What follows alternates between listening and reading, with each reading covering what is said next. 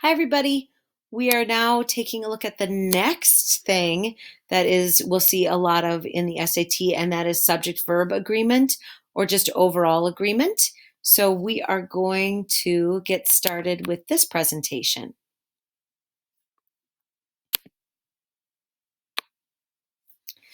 Okay, subject-verb agreement or agreement in general is considered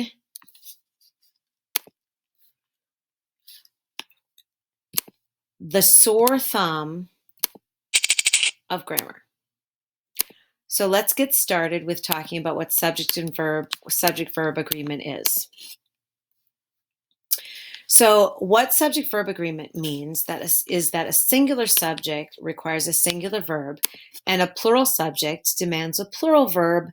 That's the idea behind subject-verb agreement. So if you have one thing, it should have a verb that says it's one thing. If you have two things, it should have a verb that says it's two things. So I'm going to be taking a look at some of those ideas. Okay. Subject-verb agreement. So we talked about this in school. Everyone, everybody feels plural, but they're actually singular and take a singular verb. Everyone is, as opposed to everyone are. Everybody is, as opposed to everybody are. When you have the verb right next to that word, everyone is, everybody is, then it sounds right. But the problem is on the SAT is that not all the time is the word right next to the verb. You usually have something in between the two parts, and that is supposed to trip you up. If you remember, you want to put the subject right next to the verb to see if it's right, then it won't trip you up. Everyone associated with the project is proud to be part of the effort. Take a look at another example. Someone has to be responsible. The word one trips you up or shows you that that is a single person, not someone have to be responsible. Again, don't be confused with phrases. The phrases may contain plural words, so you want to disregard the phrases completely. And here's an example of that. Each of the project partners is responsible for writing a chapter summary. Each is responsible, not each are responsible.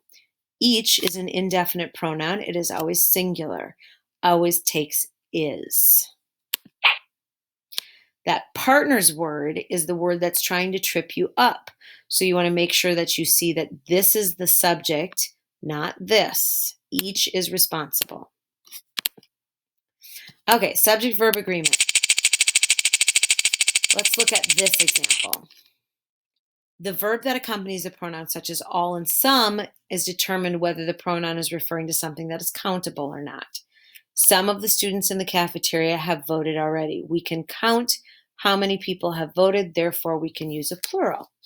Okay, we're going to skip to the next slideshow, or the next one, because I don't want this to trip you up.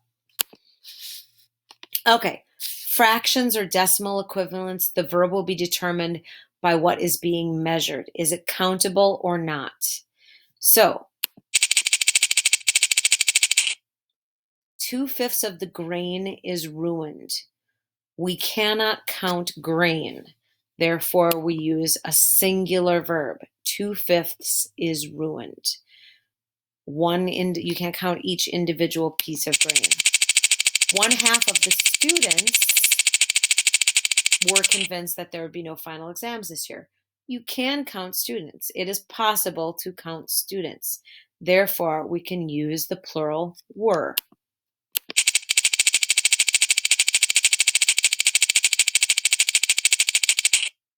So here we have, of all the returns we have counted so far, 50% are in favor of the referendum. We can count the returns. Therefore, we can use a plural verb.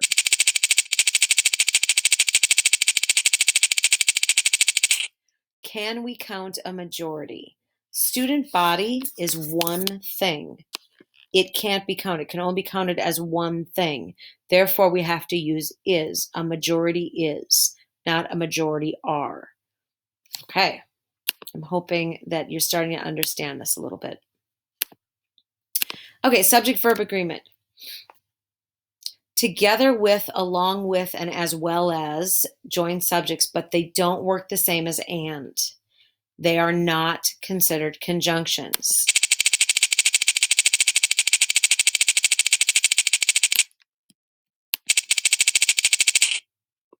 And this is where you're going to get, your head's going to explode, and you're going to see this maybe on the SAT. Some of the hay in the barn, as well as some major pieces of farm equipment, was ruined in the flood. Some was ruined.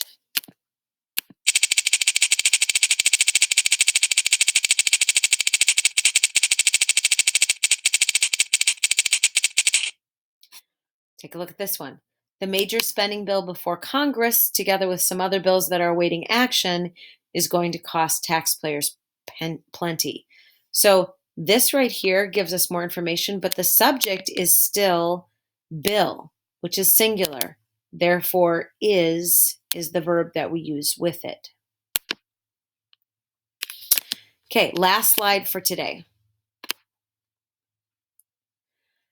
Either and neither, or either or neither, whatever you want to say, if they appear without their sidekicks or and nor, so either or, neither nor, they are singular, even if the subject appears to be two things. So, for example,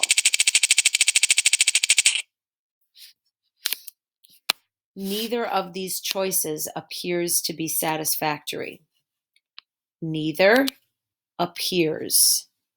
Hear that S right there is going to try to trip you up. Neither appear satisfactory. No. The purchasing office will lend me a company car or compensate me for travel expenses. Either is fine with me. Either is. When they're correlative conjunctions, life becomes a little bit more complicated. We're not going to talk about that because I don't want to confuse you. But I want you to remember these are some of the more difficult subject-verb agreement things that you may run across. Indefinite pronouns, either, neither, either, either, whatever you want to, however you want to pronounce them, considered singular. Okay.